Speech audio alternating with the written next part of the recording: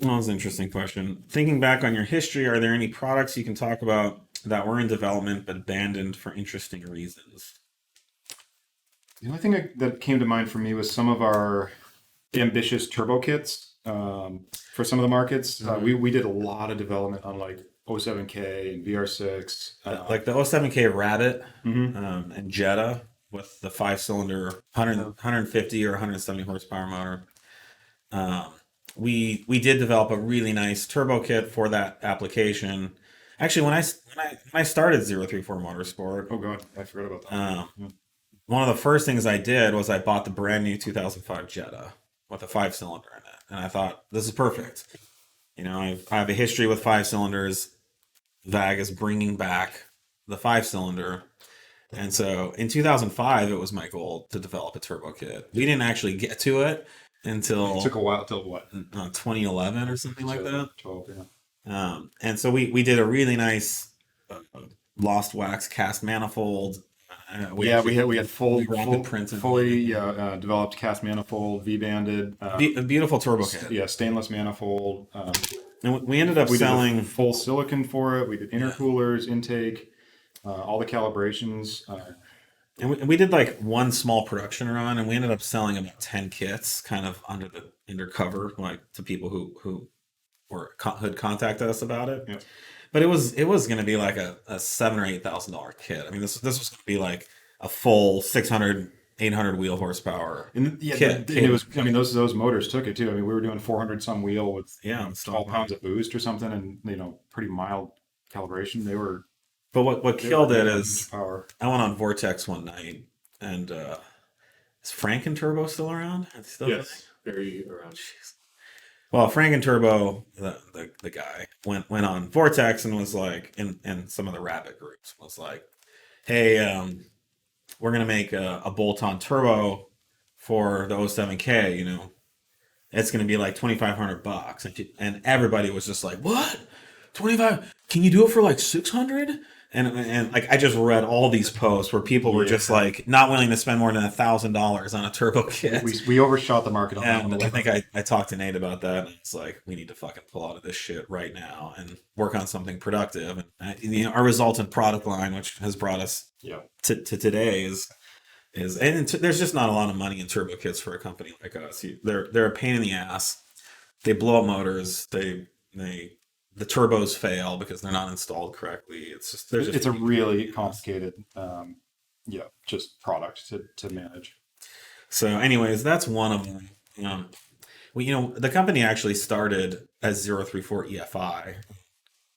We I slash we released the first standalone engine management specifically for the five cylinder, targeted for the five cylinder uh, Audi engine. Yep. And that's actually was the bulk of our sales was that ECU and product supporting it up through about 2010. And and so Nate and I with one of our engineers we're actually gearing up to do a whole new revision of that ECU. Yep, we were drawing up plans for full, drive-by-wire plug-inable, full conversions and. Basically, like what you see now, like the AEM has done, or someone like that. Yeah, I'd say more along the lines of like the Cybex these days. Yeah, That we were gearing up to do basically that. yeah. You know, so And it was kind of a pivotal point in our history where it was like, this was probably like 2010, 2011 range as well, where all cars were drive-by-wire now. Factory ECUs were incredibly powerful, much better than even ME7, B5 era ECUs.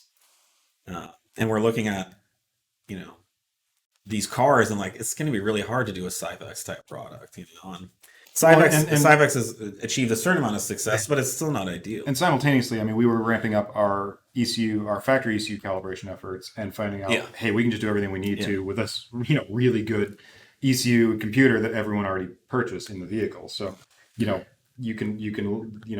kind of the sky's the limit on these stock ECUs if you know how to get around yeah. in there well enough.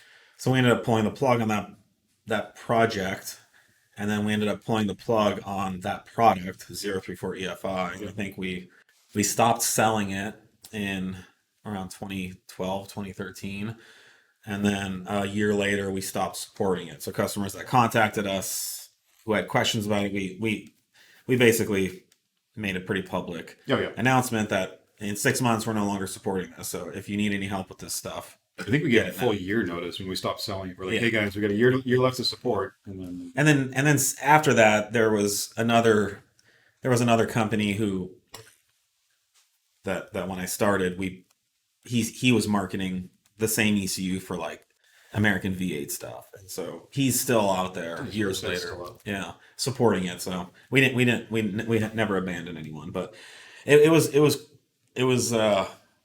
a big deal because we went from all of our revenue was 034 EFI, and we had to taper that off and bring on basically the product line that you see now, which is world class, high quality bolt on tuning products. Yep.